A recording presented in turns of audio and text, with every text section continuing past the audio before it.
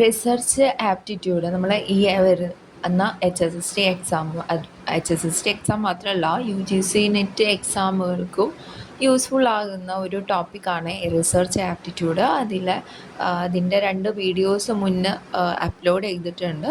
ഇത് മൂന്നാമത്തെ ഒരു വീഡിയോ ആണ്. Paper, article, seminar, conference and symposium എന്ന സെക്ഷനെ ബേസ് ചെയ്തിട്ട് അതിൻ്റെ നോട്ട്സും അതുപോലെ തന്നെ മുൻ വർഷങ്ങളിൽ ചോദിച്ചിട്ടുള്ള ചോദ്യങ്ങളും ഉൾപ്പെടുത്തി തയ്യാറാക്കിയിട്ടുള്ള വീഡിയോ ആണ് കേട്ടോ. അപ്പോൾ ഫസ്റ്റ് നമ്മൾ റിസർച്ച് പേപ്പർ എന്താണെന്നൊന്ന് ജസ്റ്റ് ഒന്ന് നോക്കാം. ഇപ്പോൾ റിസർച്ച് പേപ്പർ എന്ന് പറയുന്നത് എന്താണ്? It's A systematic written document presenting original research finding, analysis and interpretation based on scientific investigation. ഇതൊരു സിസ്റ്റമാറ്റിക് ആയിട്ട് റിട്ടൺ ഡോക്യുമെൻ്റ് ആണ് ഇത് റിസർച്ച് പേപ്പർ എന്ന് പറയുന്നത്. ഇത് നമുക്കൊരു new knowledge or validate existing theories, അതായിരുന്നു അതിൻ്റെ പർപ്പസ്. ഇനി അതിൻ്റെ ഒരു സ്ട്രക്ചർ ഉണ്ടാവും. എന്താണ്? Title, abstract, introduction, then review, methodology, result, discussion, conclusion, recommendation, reference. അങ്ങനെ ഒരു സ്പെസിഫിക് സ്ട്രക്ചർ ഉണ്ട് നമ്മുടെ റിസർച്ച് പേപ്പറിന്. അതുപോലെ കീ ഫീച്ചേഴ്സ് എന്ന് പറഞ്ഞാൽ പിയർ റിവ്യൂഡ് ഫോർമലായിരിക്കും, evidence based, often published in journals. ഇതൊക്കെ അറിയുന്ന കാര്യങ്ങളാണല്ലോ, ജസ്റ്റ് ഒന്ന് വായിച്ച് പോവാം. Next, research article. അപ്പോൾ റിസർച്ച് പേപ്പറും റിസർച്ച് ആർട്ടിക്കിളും തമ്മിൽ എന്താണ് വ്യത്യാസം എന്ന് പറഞ്ഞാൽ, ആർട്ടിക്കിൾ എന്തായിരിക്കും? ഇറ്റ്സ് ഷോർട്ടർ ആയിരിക്കും. റിസർച്ച് പേപ്പറിനേക്കാളും ഷോർട്ടറാണ് ഇത് ആർട്ടിക്കിൾ എന്ന് പറയുന്നത്. Focus piece of academic writing publishing journals. അതൊരു ചെറിയൊരു പീസായിരിക്കും ഇത് ആർട്ടിക്കിൾ. അതായത് ടു ഷെയർ, അതിൻ്റെ പേർപ്പസ് എന്ന് പറയുന്നത് to share specific findings or insight from a study. ഒരു സ്റ്റഡിയെ ബേസ് ചെയ്തിട്ട് അതിൽ നിന്നൊരു സ്പെസിഫിക് ഫൈൻഡിങ് ഷെയർ ചെയ്യുക എന്നതാണ് ആർട്ടിക്കിളിൻ്റെ ഉദ്ദേശം.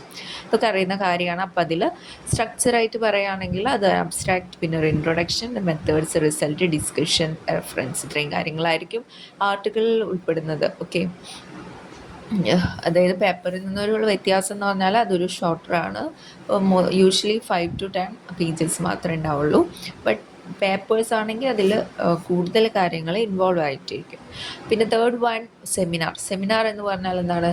സെമിനാർ നമുക്ക് അറിയുന്ന കാര്യമാണല്ലേ. കോളേജുകളിലായാലും കോളേജുകളിലൊക്കെ നമ്മൾ സെമിനാർ കണ്ടക്ട് ചെയ്തിട്ടുണ്ട് അല്ലേ. അപ്പോൾ അതെന്ന് പറഞ്ഞാൽ it is academic meeting or class focused on discussion of specific topic. ഒരു ടോപ്പിക്കിനെ ബേസ് ചെയ്തിട്ടുണ്ടാകുന്നതായിരിക്കും. അപ്പോൾ അതിൽ അത് ഒരു group discussion, interactive Q and question and answers, അതുപോലെ presentation by speaker or researcher, അങ്ങനെയൊക്കെ ആയിരിക്കും അതിൻ്റെ ഒരു ഫോർമാറ്റ് എന്ന് പറയുന്നത്. പിന്നെ മെയിനായിട്ട് ഇതൊരു സ്മോളർ ഓഡിയൻസ് ആണ്. സെമിനാർ ഒരു സ്മോളർ ഓഡിയൻസിന് വേണ്ടിയിട്ടുള്ളതാണ്. And exchange of ideas, often part of course work or professional development. Okay, ഇതിന് വേണ്ടിയിട്ടാണ് നമ്മൾ സെമിനാർ കൂടുതലായിട്ടുള്ളത്. അടുത്തത് വരുന്നതാണ് കോൺഫറൻസ് എന്ന് പറഞ്ഞാൽ സെമിനാറിൽ നിന്നുള്ള വ്യത്യാസം എന്ന് വെച്ചാൽ ഇതൊരു ലാർജ് സെഷന് വേണ്ടിയിട്ടുള്ളതായിരിക്കും. Large formal gathering of researchers, professionals and academics. ഇതിൻ്റെ പർപ്പസ് എന്ന് പറഞ്ഞാൽ to present research network and discuss advancement in field. ഇതൊക്കെയാണ് ഒരു കോൺഫറൻസ് കൊണ്ട് ഉദ്ദേശിക്കുന്നത്. അതിൻ്റെ പർപ്പസ് എന്ന് പറയുന്നത് അത് അക്കാദമിക് കോൺഫറൻസ് ഉണ്ടാവാം, പ്രൊഫഷണൽ കോൺഫറൻസ് ഉണ്ടാവാം. ഓക്കെ, അപ്പോൾ അതിൻ്റെ ആക്ടിവിറ്റീസിൽ അതിൽ paper presentation, panel discussion, keynote speeches, workshops, ഇതൊക്കെ ഇതിൻ്റെ ഒരു ആക്ടിവിറ്റീസ് ആയിട്ട് വരുമ്പോൾ, അപ്പോൾ കോൺഫറൻസ് മെയിനായിട്ട് ലാർജ് ഓഡിയൻസിന് വേണ്ടിയുള്ളതാണ് കോൺഫറൻസ് എന്നുള്ളത് ഓർത്ത് വെക്കുക.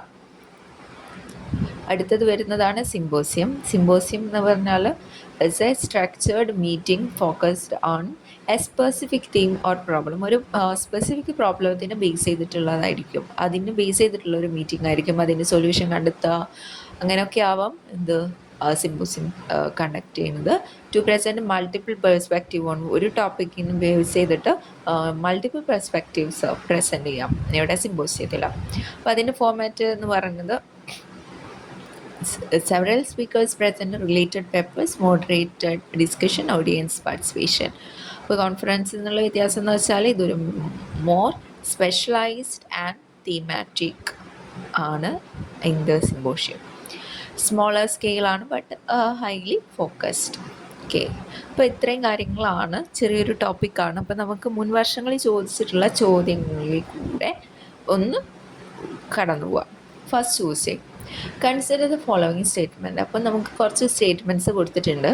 ഫസ്റ്റ് സ്റ്റേറ്റ്മെൻറ്റ് പറയുന്നത് എന്താണ്? കോൺഫറൻസും സിമ്പോഷ്യം ഫോക്കസ് ഓൺ ഡിസെമിനേഷൻ ഓഫ് നോളജ്, അതായത് ഷെയർ ഓഫ് നോളജ് ആണോ? ശരിയാണോ? അതേ, കോൺഫറൻസും സിമ്പോസിയവും എന്ത് തന്നെയാണ്? നോളജ് ഷെയർ ചെയ്യുക എന്നുള്ളത് തന്നെയല്ലേ? അപ്പോൾ ഫസ്റ്റ് ഓപ്ഷൻ നമുക്കിവിടെ കറക്റ്റായിട്ട് പറയാം. ആൻഡ് സെക്കൻഡ് ഓപ്ഷൻ പറയുന്നതോ, conference is a smaller event compared to symposium ആണോ?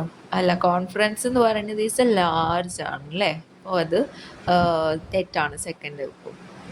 തേർഡ് എന്താ? In conference there will be presentation by researchers, professionals and experts on their latest research findings, exchange ideas and networks. അപ്പോൾ തേർഡും ഓപ്ഷനും കറക്റ്റായിട്ട് വരും. Okay, fourth എന്താ പറയുന്നത്? A symposium is usually centred on A specific theme or topic.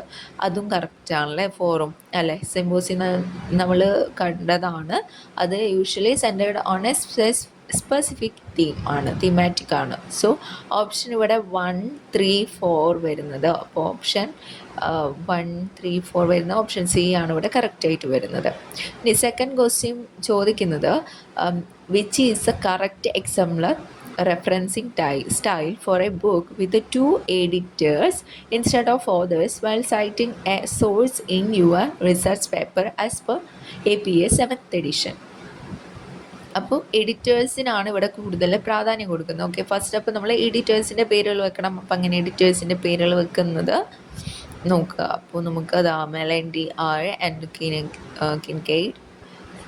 Then അതിൻ്റെ എന്ത് വെക്കണം? Identifiers. Okay, അത് വെച്ചു. ദെൻ ഡേറ്റ് വെക്കുന്നു. ദെൻ ടൈറ്റിൽ വെച്ചു. Then publisher. ഓക്കെ, ആ ഒരു ഫോമിലാണ് വരുന്നത്. അപ്പോൾ നമ്മുടെ ഓപ്ഷൻ എ ആണ് ഇവിടെ കറക്റ്റായിട്ട് വരുന്നത്. അപ്പോൾ ഫസ്റ്റ് നമ്മൾ എഡിറ്റേഴ്സിൻ്റെ name, then identifiers, then date, title, publisher, ആ ഒരു ഫോമിലായിരിക്കണം വരേണ്ടത്. അപ്പോൾ ഓപ്ഷൻ ബി, എ ആണ് ഇവിടെ കറക്റ്റായിട്ട് വരുന്നത്. ഇനി അടുത്ത ചോദ്യം നോക്കാം. In which of the following activities potential four nurturing creative critical thinking is relatively greater? ഇത് കാണുമ്പോൾ തന്നെ അറിയാമല്ലോ, nurturing creative and critical thinking എന്നാണ് ചോദിച്ചിട്ടുള്ളത്. ഇപ്പോൾ നമ്മളൊരു റിസർച്ച് സമ്മറിയോ അല്ലെങ്കിൽ സെമിനാർ പേപ്പറോ അല്ലെങ്കിൽ പാർട്ടിസിപ്പേഷൻ ഇൻ റിസർച്ച് കോൺഫറൻസോ, ഇതിലെല്ലാം എന്താണ് ഓൾറെഡി ഫിനിഷ് ചെയ്തിട്ടുള്ള വർക്ക് നമ്മളുടെ മുന്നിലേക്ക് അവതരിപ്പിക്കുകയാണ് അവിടെ ചെയ്യുന്നത്. സോ അവിടെ നമുക്കൊരു ക്രിയേറ്റിവിറ്റി ഒന്നും അവിടെ വരുന്നില്ല അല്ലേ? അപ്പോൾ അതിൽ വർക്ക്ഷോപ്പ്, പാർട്ടിസിപ്പേഷൻ ഇൻ വർക്ക്ഷോപ്പാണ് കറക്റ്റ് ആൻസർ ആയിട്ട് വരുന്നത് അല്ലേ? വർക്ക്ഷോപ്പിലാകുമ്പോൾ നമ്മൾ കൂടുതൽ ക്രിയേറ്റീവ് ആവും, പുതിയ കാര്യങ്ങൾ ചെയ്യാൻ ശ്രമിക്കും. ഇറ്റ്സ് പ്രാക്ടിക്കൽ ബേസ്ഡ് ആണ്, ടാസ്ക് ഓറിയൻറ്റഡ് ആണ്. So option 4 is the correct answer. അടുത്ത ഫോർത്ത് ക്വസ്റ്റ്യൻ നോക്കാം. In which of the following arrangement a wider spectrum of ideas and issues may be made possible? Arrangement of ideas, spectrum of ideas, കൂടുതൽ wide spectrum of ideas ഒക്കെ arrange ചെയ്യാൻ പറ്റുന്നത് ഇതിലേതിലാണ് എന്നതാണ് നമ്മുടെ ചോദ്യം. അപ്പോൾ ഇതിലേതാണ്? അപ്പോൾ കൂടുതൽ ഐഡിയാസൊക്കെ വരുന്നത് ആർട്ടിക്കിളല്ല, വർക്ക്ഷോപ്പല്ല, സിമ്പോസിയമല്ല. അപ്പോൾ നമ്മുടെ ഓപ്ഷൻ 3 ആണ് ഇവിടെ കറക്റ്റായിട്ട് വരുന്നത് അല്ല? കോൺഫറൻസിലാണല്ലോ നമ്മൾ കൂടുതൽ ഐഡിയാസൊക്കെ, കൂടുതൽ കാര്യങ്ങളൊക്കെ അതിൻ്റെ കൂടുതൽ അറേഞ്ച് ചെയ്തിട്ടുള്ളത് ഏതിലാണ്? കോൺഫറൻസ് ആണ്, നമ്മൾ കണ്ടതാണ്. അടുത്ത ചോദ്യം, in which of the following reporting format is formally prescribed?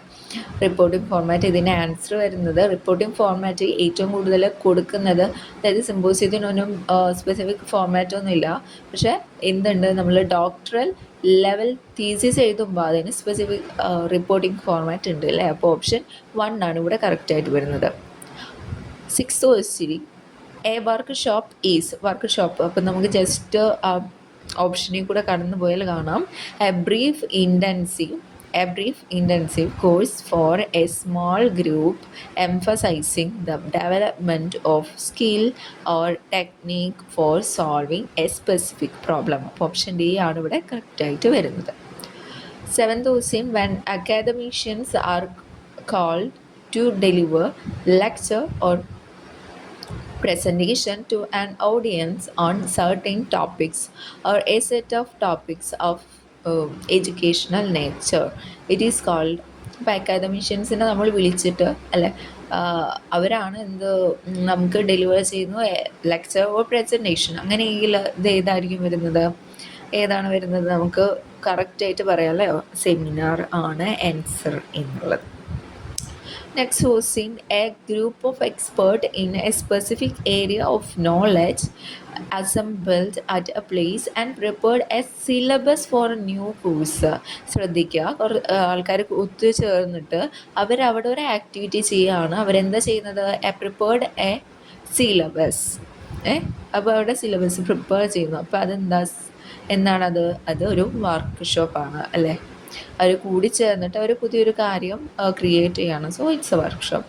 Workshop are meant for എന്തിനാ? ഗിവിംഗ് ലെക്ചേഴ്സ് ആണോ? അല്ല. Showcase new theory, hand on training or experience. Option D ആണ് ഇവിടെ കറക്റ്റായിട്ട് വരുന്നത്. Which of the following are the characteristics of a seminar? സെമിനാറിൻ്റെ characteristics ആണ് ചോദിച്ചിട്ടുള്ളത്.